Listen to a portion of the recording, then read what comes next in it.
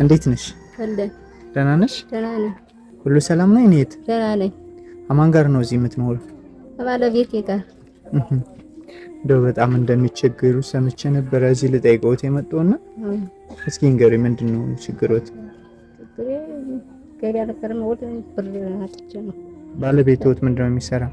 እንጨት እየፈለጠ ዝምሮ 50 ብር ማገኘ ምን ማገኘ 30 ብር ማገኘችን አንድ ሸክም አሉ አይደል እየዞር የሚፈልጡት ያንን ነው የሚሰራው ስራቶ ማለት ነው። ግን ያችን ካሬቱን እየገዛው ነው እንጂ ሌላ ስራ የለንም እኛ።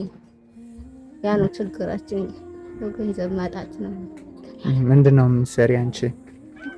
ቲማቲሙን ቃሪያቱን ነበር የምሰራ እና ካሬቶ አለ አይደለም የሚዞር ካሬቶች አዛ እነሱ እየገዛን ትራፊውን ቃሪያቱን እና ሽንኩርቲቱን ያችን መቸርቸቱን ሚዛን ምናምን የለውም። ዝም ብለን ያ10 ብር የ20 ብር እየመደብን ያች ምን ሸጥ እንጂ ሌላ የለም። አሁን እንደውም 2 ሰንበት አልፎኛል ወራቶች የሚያቆም ማለት አቁሞት እና ለወራት ለመጀመሪያ ምን ያክል ነው የሚወቀውት?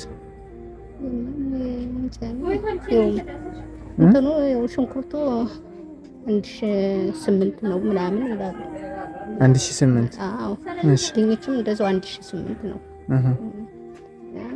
ሚዛን ግን የለመንኩ እንጂ ሚዛን የለኝም። ራሱ ላንድቀው የለኝም ነው። እኛው ስንት ብር ብንሰጠውት ይበቃዎታል? ለማን ምን አውቃለሁ ወደ እኛ እንግዲያውስ አግዙ እየተባልን እንላካለን እና ትንሽ ነገር እናግዘውት ብለን ነው የመጣን። እሺ አንዲት እህቴ 3700 ብር ልካለውታለች። እሺ ወለተ ስላሴ የምትባል እህቴ ደግሞ 3500 ብር፣ ዮሴፍ የሚባል ወንድማችን 2000 ብር፣ ዛሃራ የምትባል እህታችን 5000 ብር፣ አመተ ማርያም የምትባል እህታችን 3000 ብር አድርገው ልከውልዎታል። ይሄ በአጠቃላይ 17200 ብር ይሆናል። አሁን ቀለብዎትን ለቤትዎት ጤፍ ነገር ይገዛሉ። እንደገና ደግሞ ሽንኩርትና ድንች ገዝተው ገቢዎትን ይጀምራሉ።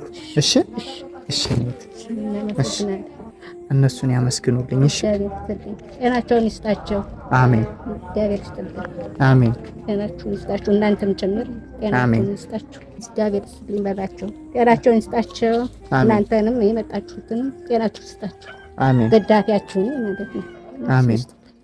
አሜን። ዳስታችሁ ናችሁ ይስጣቸው። አሜን። አሁን ያግባቸው። አሜን። ልበታቸውን ለነሱ ይበላቸው። አሜን። እናንተንም ቅድፉ ያኑራቸው። ጤናቸውን ይስጣቸው። የመጣችሁትን እናንተ ውሎ አግባችሁ ጤናቸውን ይስጣቸው። አሜን። ልጆቻቸው ይደጉላቸው። አሜን። አይዞት በቃ እሺ። እሺ ሰላም ነው። እሷን ያስቀምጡና ያልኩትን ያድርጉ።